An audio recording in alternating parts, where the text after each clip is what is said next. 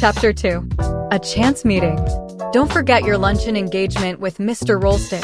Nancy Drew reminded her father the next morning at the breakfast table.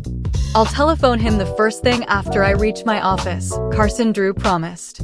But again, I warn you not to anticipate startling news. I won't, father, Nancy laughed.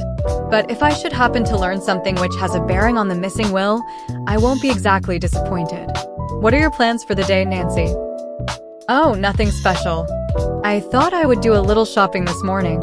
And I am invited to a party one of the girls is giving in the afternoon. Then you are too busy to take luncheon with me. Oh, father, you know I've just been dying for an invitation, Nancy declared, her eyes dancing. I'm so anxious to learn something about that well. All right, if you have time, drop in at my office about 12:30. Mr. Rolsted may not accept my invitation, but if he does, we'll try to find out something about Josiah Crowley. Of course, I don't need to warn you not to appear too eager for information.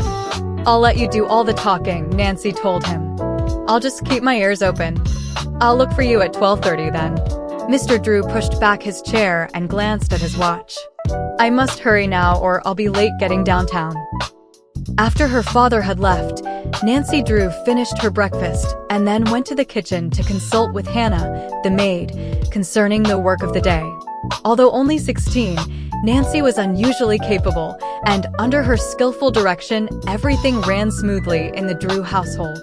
On the death of her mother 6 years before, she had taken over the entire management of the establishment.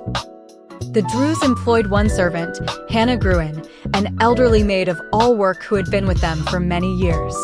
The responsibility of the household might have weighed heavily upon Nancy, but she was the type of girl who is capable of accomplishing a great many things in a comparatively short length of time.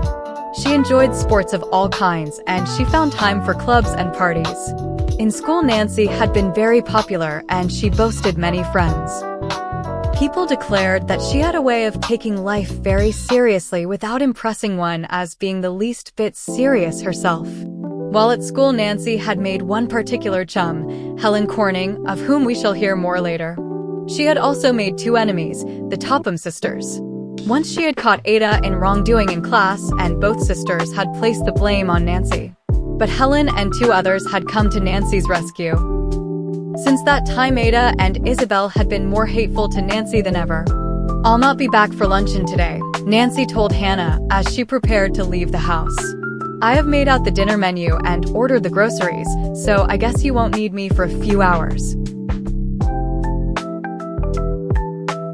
Leaving the house, she went to the garage where she kept her automobile. It was a shining new blue roadster, the birthday gift of her father. Quickly backing the automobile to the street, she set off for the shopping district. She drove swiftly down the boulevard and, upon reaching the more congested streets, wormed her way skillfully through heavy traffic. Entering a department store, she made a number of small purchases on the main floor and then went directly to the wearing apparel section, as it was her intention to purchase a frock suitable for the afternoon party to which she had been invited. Usually, Nancy found the service excellent, but this morning was an especially busy one and an extra rush of customers had temporarily overwhelmed the sales force. She did not mind waiting her turn, but quietly sat down in a convenient chair and glanced about with interest. After a time, her attention was attracted toward two girls who, like herself, were waiting for an available saleswoman, but less patiently. Instantly, Nancy recognized them as Ada and Isabel Topham. They were remonstrating with the floor manager, and their voices carried so far that she could not help hearing what they said. We've been standing here nearly 10 minutes. Ada said petulantly. Send a saleswoman to us immediately. I am afraid I can't, the floor manager said regretfully. There are a number of others ahead of you. An extra rush of customers. Perhaps you don't know who we are. Ada interrupted rudely. Indeed, I do, the floor manager told her, with a trace of weariness. I will have a saleswoman here in a few moments. If you will only wait. We're not accustomed to waiting, Isabel Topham told him icily. Such service. Ada chimed in. Do you realize that my father owns stock in this store? If we report your conduct to him, he could have you discharged. I'm sorry, the harassed floor manager apologized. but it is a rule of the store. You must await your turn." Ada tossed her head and her dark eyes flashed angrily. In spite of the expensive clothes she wore, she was anything but attractive, for she was tall and slender to the point of being termed skinny. Now that her face was distorted with anger, she was positively ugly. Isabel, who was the pride of the Topham family, was rather pretty in a vapid sort of way, but Nancy Drew thought that her face lacked character. She had acquired an artificial manner of speaking which was both irritating and amusing. It was her mother's ambition that someday she marry into a wealthy family, and every opportunity was given her for a brilliant match. The two sisters were older than Nancy, but had been in her class at school. She had found them stupid, as well as arrogant. They had never been popular with their classmates and had boasted few friends. Now, as they turned from the floor manager and saw her for the first time, Nancy bowed.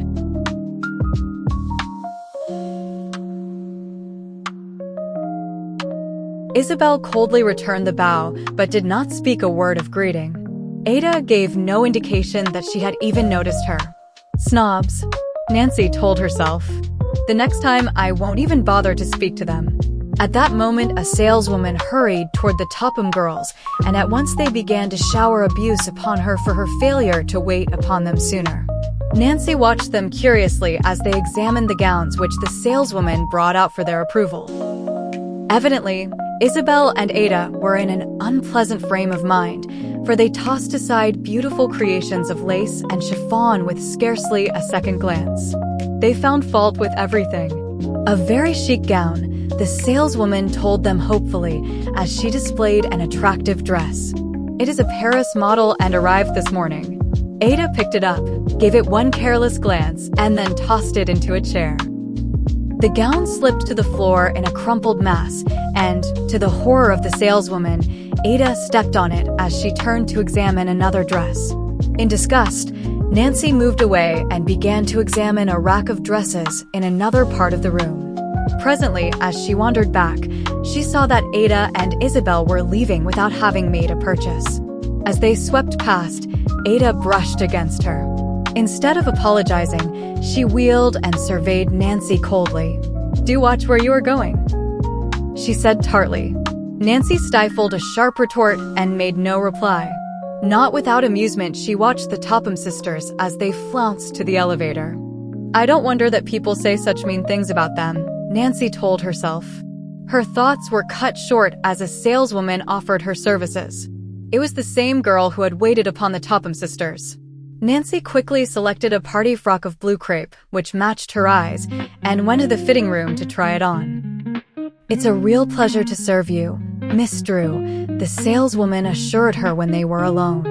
"But how I dread to see the Topham sisters come into the store. They are so unreasonable." Ada and Isabel aren't very popular, Nancy agreed.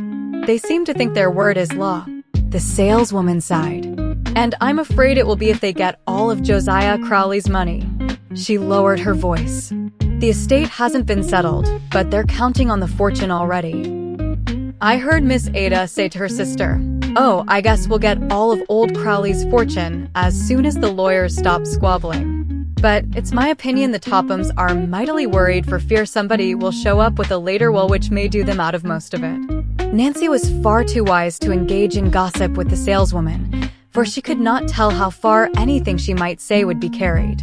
But she was interested in the information. The fact that the Tophams were worried indicated to her that they were of the opinion that Josiah Crowley had made a second will. Evidently, they were somewhat disturbed by the claims of the other relatives. Ordering the frock which she had purchased sent to her home, Nancy glanced at her watch and saw that it was after 12 o'clock. "I must hurry or I'll be late in meeting father," she thought, and left the store. She drove directly to her father's office, and although a few minutes ahead of the appointed time, found that he was ready to leave. "What luck, father?" Nancy demanded eagerly, when they were alone in the inner office. "Did Mr. Rolsted promise to take luncheon with you?" "Yes. We are to meet him at the Royal Hotel in 10 minutes. Do you still think I should quiz him about the Crowley will?" "Oh, I'm more than ever interested in the case, father. I can't tell you why, but I just seem to know that Josiah Crowley made a second will." Well, your intuitions are frequently correct, Nancy, Mr. Drew smiled. So I'll do my best to find out what Mr. Rolsted knows about the case. However, I must warn you not to appear too eager for information, or he may suspect we have a dark motive behind the luncheon invitation. I'll be careful, Nancy laughed. The Royal Hotel was located less than a block away, and Nancy and her father quickly walked the distance. As they entered the lobby, they found Mr. Rolsted there ahead of them. Carson Drew introduced his daughter, and the three made their way to the dining room where a table had been reserved for them. At first, the conversation centered about a variety of subjects. As the luncheon progressed, the two lawyers began to talk enthusiastically of their college days together and, finally, of their profession. Nancy began to fear that the subject of the Crowley estate never would be brought up. Then, over the coffee cups, Carson Drew skillfully swung the conversation into a new channel and began to discuss strange cases which had fallen into his hands. By the way, I haven't heard the details of the Crowley case. How are the Tophams making out? I understand the relatives are trying to break the will. For a moment, Mr. Rolsted remained silent, and Nancy began to think that he did not intend to enter into a discussion of the case. The case wasn't turned over to me, Carson, the lawyer said quietly. But I confess I followed it rather closely because of a special interest I happen to have in Crowley. As the present will stands, I do not believe it can be broken. Then the Tophams will get the entire estate, Mr. Drew commented. Yes, unless another will is uncovered. Another will?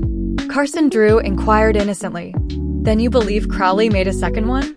Mr. Rolsted hesitated as though uncertain whether or not he should divulge additional information, and then with a quick glance about, lowered his voice. Of course, I wouldn't want this to get out, he began doubtfully. You may trust Nancy not to repeat, Mr. Drew observed, guessing what was in the lawyer's mind. I've found that out by experience, and Carson Drew smiled upon his daughter. Then I will say this much, it would not surprise me if another will should come to light. The Tophams treated Crowley most unkindly after he had made his will in their favor. About a year ago, Crowley came to my office and told me that he wanted to draw up a new will. He indicated that he intended to cut the Tophams off without a cent. He expressed a desire to write the will himself and asked me a number of questions. I told him exactly how to proceed. When he left my office, he promised that he would have me look over the document when he had drawn it up. Then you actually saw the will? Mr. Drew asked in surprise. No, strange to say, Crowley never came back. I don't know whether he drew up the will or not. And if he did, there would be an excellent chance that it would not be legal, I suppose. Yes, it's a real trick to draw up a will that cannot be broken. But Josiah Crowley was a very careful man. Still, if he left even a loophole, the Tophams would drag the matter into court. Yes, it is a foregone conclusion that the Tophams will keep the fortune whether they have a right to it or not. They have the advantage of money, you know. I believe the other relatives have filed a claim, but they have no proof a second will exists, and without money they cannot hope to fight the Tophams. While her father and Mr. Rolsted discussed the case, Nancy Drew remained silent, but not a word of what was said escaped her. Although she gave no indication of her feelings, the information excited her. After a time, Mr. Drew paid the luncheon check, and the three arose and left the dining room. Mr. Rolsted took leave of them in the lobby. Well, Nancy, did you find out what you wanted to know? Carson Drew inquired after the lawyer had disappeared.